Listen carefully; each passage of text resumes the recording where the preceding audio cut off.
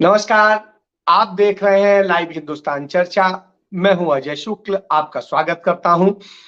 चर्चा में आज का विषय है कि दिल्ली में तिहाड़ जेल में लगातार गैंगवार में 2 हत्याएं हुई हैं, हाई सिक्योरिटी बैरिक में हुई है।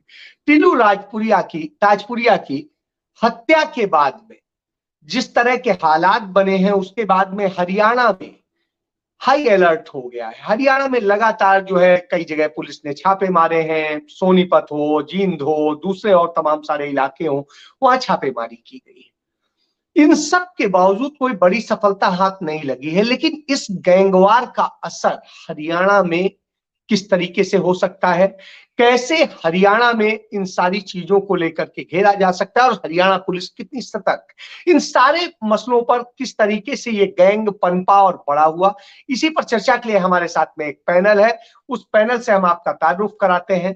हमारे साथ में है पूर्व वरिष्ठ पुलिस अधिकारी हैं जो ऑपरेशन सेल और क्राइम ब्रांच के हेड रहे हैं, जगबीर सिंह। और हमारे साथ में बहुत अच्छे ढंग से जो जानकारी रखते हैं पूरा क्रिमिनल एस्पेक्ट को, हरियाणा के और दिल्ली को, उस पर काम करते हैं, अजयदीप लाठर हैं। तो आप दोनों का स्वागत करता हूं। और स्वागत के साथ मैं सबसे पहले अजय जी आपके पास आता हूं कि जिस तरीके से टिल्लू ताजपुरिया की हत्या हुई, जिस तरीके से लगातार दूसरी हत्या है तिहाड़ जेल में 1 महीने के भीतर, तो ये किस तरीके से, क्योंकि इनका प्रभाव ये कई बार उठाते थे दिल्ली से और हरियाणा में कहीं रख के रैंसम वसूलते थे या कुछ करते थे। तो इस स्थिति में आप कैसे देखते हैं, क्या है इसका, क्या प्रभाव पड़ेगा, क्या स्थितियां? जी अजय जी, आप अपने को अनम्यूट कर ले। जी शुक्ला जी, देखिए कि जो सबसे बड़ी बात है, ये कोई साधारण जेल नहीं है जहां इनको रखा गया था। वो हाई सिक्योरिटी जो सेल है, वहां इनको रखा गया था। और हाई सिक्योरिटी वार्ड में भी अगर इस तरीके से एक हत्या की जाए तो वो एक बहुत गंभीर मुद्दा है। और जबकि जैसा कि आपने बताया कि महीने के अंदर ये दूसरी वारदात थी। इस हत्या की प्लानिंग का अगर हम देखें तो ये एक फुल प्रूफ प्लानिंग इन लोगों ने तैयार की थी। और बाकायदा जहां फर्स्ट फर्स्ट फ्लोर पे आरोपी थे, वो ग्राउंड फ्लोर पे आए हैं चद्दर के सहारे। वहां से टीलू ताजपुरिया ने भागने की कोशिश की अपने आप को बचाने के लिए।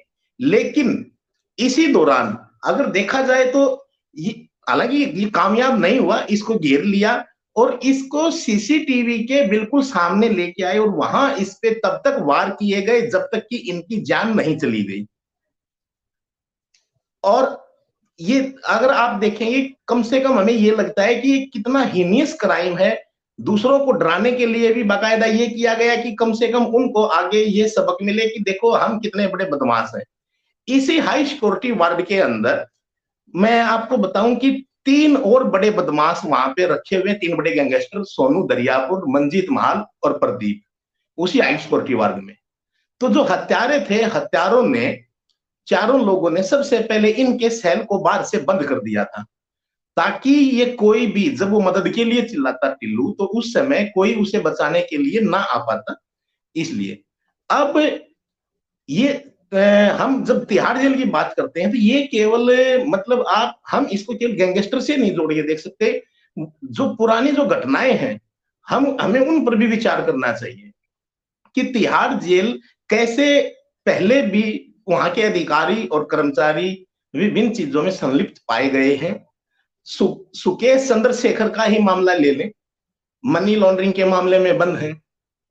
82 जेल अधिकारियों और कर्मचारियों पर ईओडब्ल्यू ने मामला दर्ज करके अपनी चार्जशीट में उनकी भूमिका संदिग्ध पाई गई थी, जो किसी ना किसी तरीके से घूस लेकर उसके लिए, सुकेश के लिए काम करते थे। और सुकेश ने जेल में बैठे बैठे कैसे एक बड़े उद्योगपति की पत्नी से 200 करोड़ रुपए की वसूली कर ली थी। यानी कि जेलें जो हैं, मैं तो इतना कहना चाहूंगा कि जेलें जो हैं संगठित अपराध करने का एक बड़ा अड्डा बन चुकी है। सिर्फ तिहाड़ जेल नहीं, चाहे हम रोहिणी जेल की बात करें, चाहे हम मंडोली जेल की बात करें, हर जेल से इस तरह के मामले समय समय पर सामने आते रहे हैं, चाहे वो किसी भी तरह का हो। ये एक मतलब एक सुरक्षा में रह के और वहीं की वहीं इतनी बड़ी वारदात को अंजाम देना 100% जेल प्रशासन की भूमिका को कटघरे में खड़ा करता है। और अभी तक इस मामले में किसी पर कार्रवाई क्यों नहीं हुई है, यह सबसे बड़ा सवाल है। नहीं, अजय जी ने बड़ा सही सवाल उठाया। मैं जगबीर सिंह जी के पास जाऊंगा। जगबीर जी, आप अपना माइक अनम्यूट कर लें। माइक अपना अनम्यूट कर लें। नहीं, माइक अनम्यूट कीजिए, माइक अनम्यूट कीजिए। जी अजय जी। जी जी। मैं डॉक्टर साहब, इसमें आपसे आपसे सवाल ये है कि अजय जी, आप अपना माइक म्यूट कर लें तो अच्छा रहेगा। जो है जगदीश जी, आपसे सवाल ये है कि जिस तरह की पूरा ये गैंगवार है, आपने संगठित अपराध पे काम किया है, चूंकि क्राइम और ऑपरेशंस के दौरान आपने तमाम सारे, तो उसमें आपने इन सारे गैंग को पूरा उसका देखा है, हिस्ट्री शीट तैयार की थी और पूरा हरियाणा, पंजाब और इन सब जगह आपने एक्शन लिया है। मैं इसमें जानना चाहता हूं किस तरीके से ये गैंग पनपे, किस तरीके से क्या हुआ, और एक अलीपुर जो है थाना क्षेत्र से निकल के ये पूरे पंजाब, हरियाणा और दिल्ली के इर्द गिर्द जो है पूरा इन्होंने अपना एक सिंडिकेट बना लिया। जिस तरह से एक बड़ा सिंडिकेट बन गया, ये कितना खतरनाक है और हरियाणा के लिए कितना चिंताजनक है, इसको लेके आपसे जानना चाहूंगा। जी जगवीर जी। अजय जी और डॉक्टर साहब जी, नमस्कार। बात ऐसे है कि देखो, गैंग वॉर या ये जो गैंगस्टर्स हैं, ये कोई नया खेल नहीं है। दिल्ली में, एनसीआर में पहले से भी ये रहा है, क्योंकि पहले दिल्ली में काफी अर्सा पहले गुज्जर और अपना त्यागी गैंग थे दो दिल्ली के अंदर। वो भी पहले वेस्टर्न यूपी और दिल्ली एनसीआर के अंदर अपना ऑपरेट करते थे। तो वो भी दिल्ली पुलिस ने, जब मिस्टर राजवीर सिंह होते थे वहां पे और एक एलन राव होते थे, उन दोनों ने उन गैंग्स को तो एलिमिनेट कर दिया था और उसके बाद वो गैंग उठे नहीं। लेकिन उसके साथ साथ उनके हालात को देखते हुए पंजाब, चंडीगढ़, हरियाणा के अंदर और एनसीआर के अंदर काफी गैंगस्टर्स पैदा हो गए हैं। तो बेसिकली क्या है कि जैसे लॉरेंस बिश्नोई है, वो चंडीगढ़ में एक स्टूडेंट था, मैंने भी उसको कई बार इंट्रोगेट किया है। वो बहुत छोटा सा बच्चा था, लेकिन आज उसने अपने इतने पैर पसार लिए हैं कि मैं समझता हूं कि वो पंजाब, हरियाणा, दिल्ली नहीं, वो बॉम्बे तक, गुजरात तक भी वो पहुंच चुका है। और उसके ग्रुप में मेरे ख्याल में आज के दिन सबसे ज्यादा उसके एसोसिएट्स हैं, जो उससे बड़ा ग्रुप अब कोई नहीं है। जब ये मूसेवाला का मर्डर हुआ था तो इन्होंने रिस्पॉन्सिबिलिटी ली थी और इन्हीं का काम था, लॉरेंस बिश्नोई ग्रुप का। तो इसमें क्या था कि इसमें नीरज भवानिया और जो टिल्लू ताजप्रिया है, इन्होंने ये खुल के इसके मूसेवाला के हक में आए थे कि इन्होंने उसको गलत मारा, हम इसका बदला लेंगे। तो जो नीरज भवानिया है वो बहुत बड़ा गैंगस्टर है एनसीआर का, और टिल्लू ताजपुरिया उसके साथ एसोसिएट था। जबकि जितेंद्र गोगी है, उसी गांव का रहने वाला था, उसका पिछले साल अदालत के अंदर कत्ल कर दिया गया था। वो उसके जो संबंध थे वो लॉरेंस बिश्नोई ग्रुप से थे।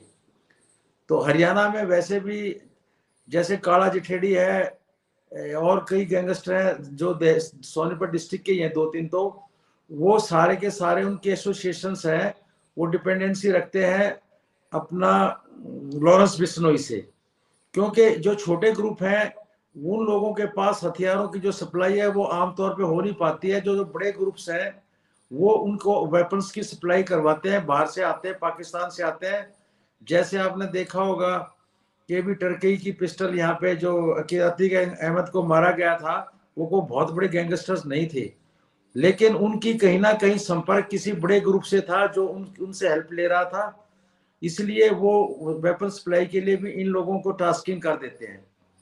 तो सबसे बड़ी बात डॉक्टर साहब ने बतलाई थी कि भी जो अपराध का जो संगठित अपराध है, ये बेसिकली जेल में चले जाते हैं वहां से ऑपरेट करते हैं, नए नए लड़कों को रिक्रूट करते हैं और नए नए लड़कों से ही कोई काम करवाना, किसी का मर्डर कराना, फिरौती लेनी, एक्सटॉर्शन करना है, तो एक नए लड़के क्रिएट करते हैं और उनके थ्रू करते हैं। और आप ये सेफ जेल में बैठे हैं सब लोग, ये जेल से बाहर आना ही नहीं चाहते, क्योंकि इनको पता है अगर ये बाहर आएंगे गैंग वार के अंदर एक दूसरे को मार डालेंगे ये, तो इसलिए इनकी कोशिश ये रहती है लेकिन कि ये जगवीर जी, इसमें मेरा एक साथ में सवाल ले लें कि जब ये आप कह रहे हैं कि जेल से बाहर आएंगे इन्हें खतरा होता है कि मार दिए जाएंगे, तो जब जेल में ही मारे जाने लगे हो तो फिर उस स्थिति में क्या है? देखो, ये जो स्थिति है ये एक एक्स्ट्रा ऑर्डिनरी सिचुएशन क्रिएट हुई है दिल्ली में अंदर। इसके अंदर दो राय नहीं है कि दिल्ली जेल के अंदर पहले भी एक दो ऐसे इंसिडेंट्स हुए हैं। मैं तो ये कहूंगा भी जो कस्टडी, जुडिशियल कस्टडी में जेल में जो लोग रहते हैं उनकी सुरक्षा का ये हाल है, तो उस जेल अथॉरिटी से कोई चीज एक्सपेक्ट नहीं की जा सकती। It's a complete failure of the jail authorities. और वो अथॉरिटी जो तिहाड़ जेल की बिगेस्ट एशिया की जेल है और जो हाई सिक्योरिटी जेल है, उसके अंदर ऐसी वारदात होने का मतलब ये है कि कहीं ना कहीं पुलिस अथॉरिटीज के अंदर वहां पे कुछ ना कुछ लोग ऐसे हैं जो इनसे सिंपैथी रखते हैं और जो इनके लिंक्स इन्होंने डेवलप कर रखे हैं। तो उन हालात के अंदर अब जब जेल का खुद ही चौकीदार मिल जाएगा चोर के साथ, तो उस घर की चोरी को कैसे रोका जा सकता है? अफसोस की बात है कि अब तक जेल अथॉरिटी ने कोई भी एक्शन नहीं लिया, कोई इंक्वायरी मार्क नहीं की, किसकी रिस्पॉन्सिबिलिटी फिक्स नहीं गई। इतना बड़ा इंसिडेंट हो गया है, जगवीर जी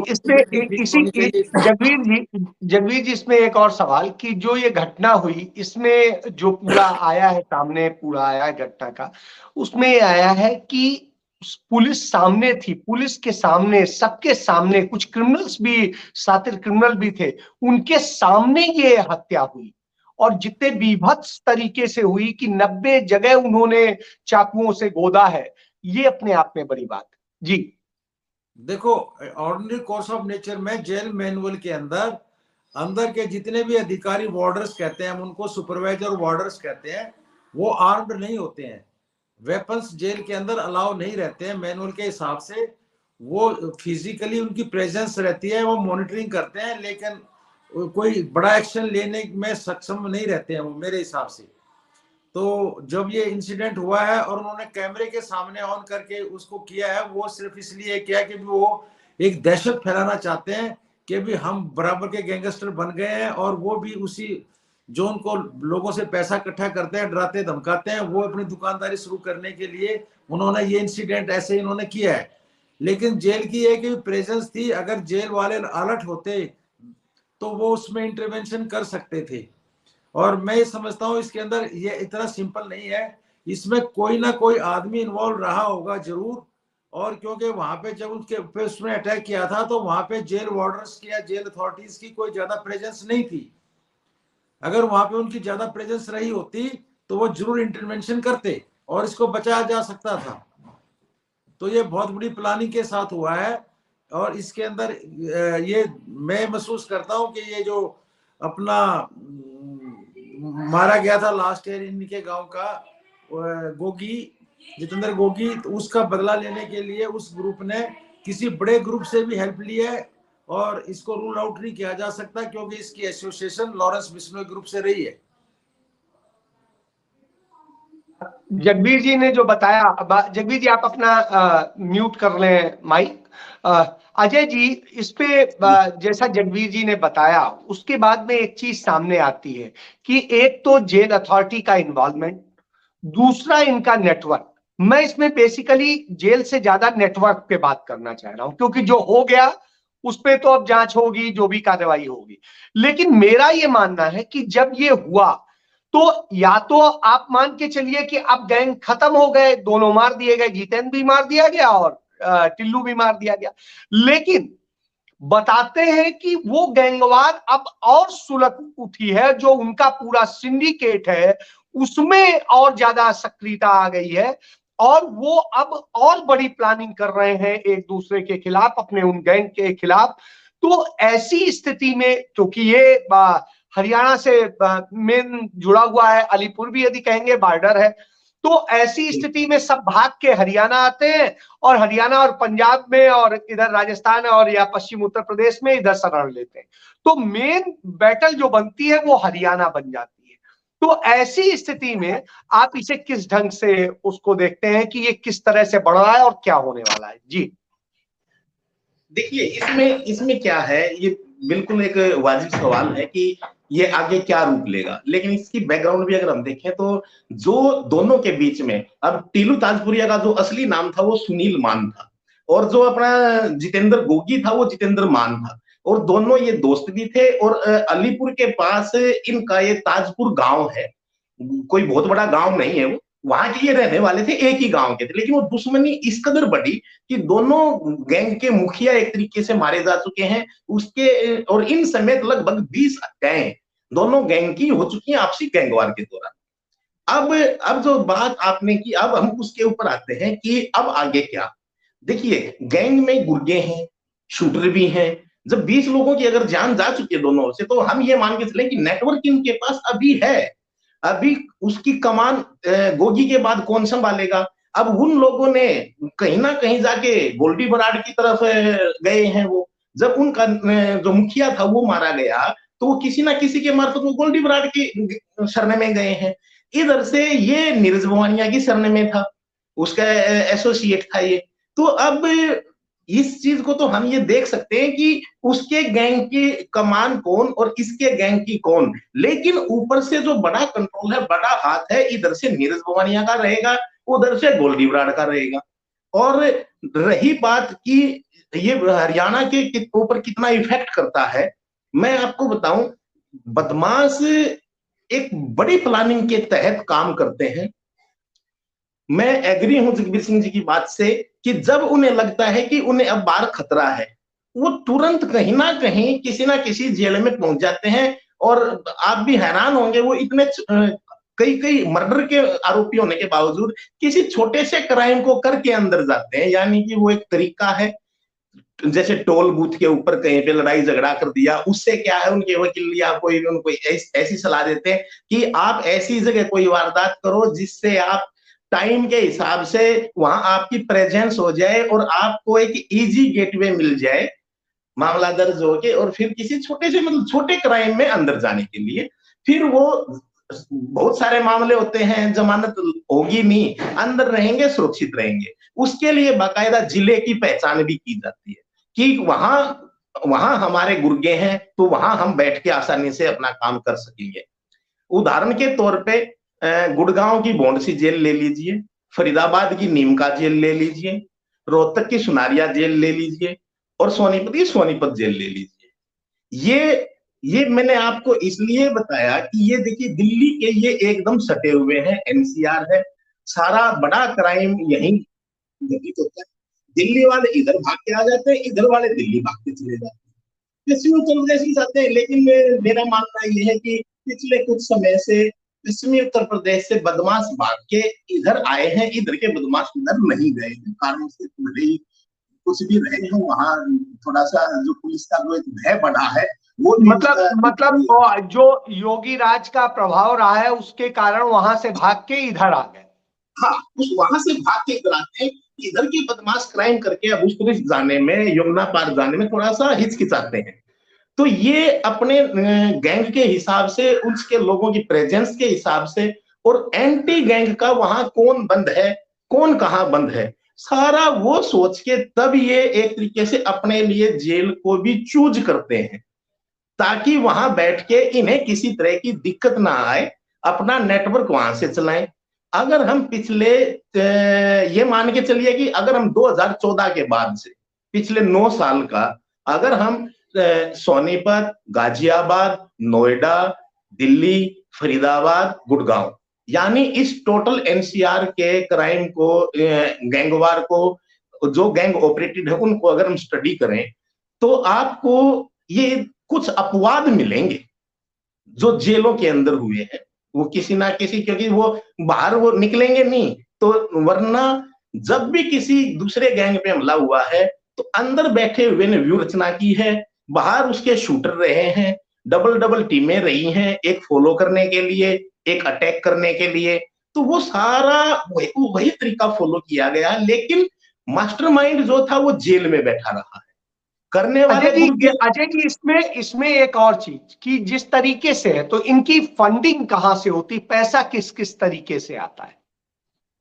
ये देखिए, अपहरण का उद्योग एनसीआर में उतना ज्यादा प्रभावी नहीं है, लेकिन एनसीआर के अंदर चौथ वसूली, जिसको हम रैंसम बोलते हैं, चौथ वसूली बहुत भयंकर है। उसको आप प्रोटेक्शन मनी भी बोल सकते हैं।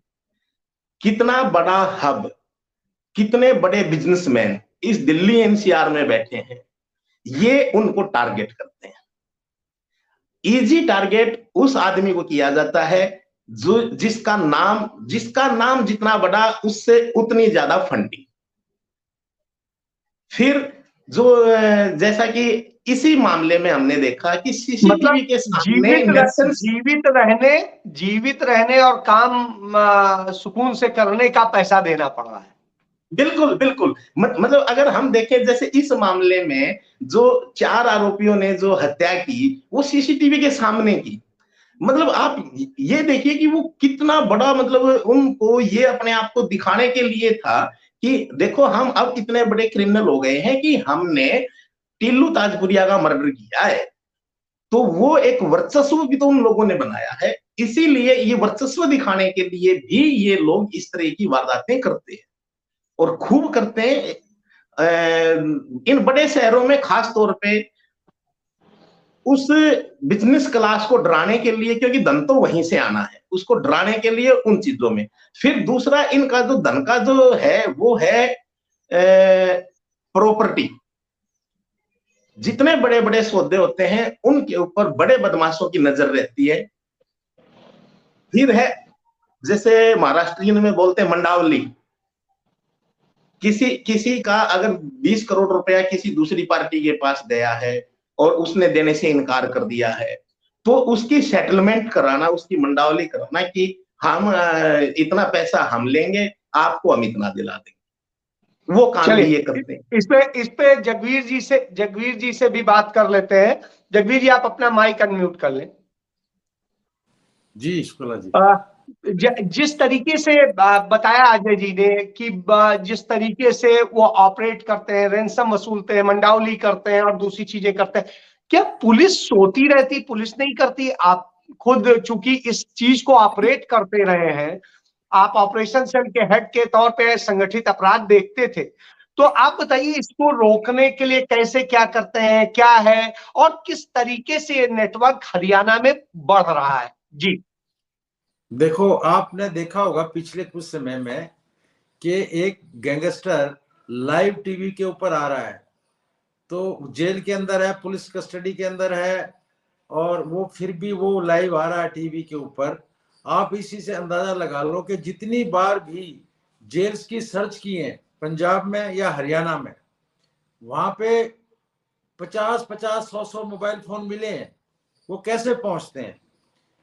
जो इनका नेटवर्क है, जेल के अंदर से इतना स्ट्रॉन्ग नेटवर्क डेवलप कर चुके हैं, जेल अथॉरिटीज के बिल्कुल मिलके, उसकी मिली भगत के बगैर तो हो ही नहीं सकता। वो इतना स्ट्रॉन्ग नेटवर्क हो गया है कि वो वहीं से जो भी काम करना है, जो टीवी पे लाइव भी हो सकते हैं, तो उसके लिए रैंसम मांगना है, प्रोटेक्शन मनी किसी से लेना, कितना बड़ा काम है।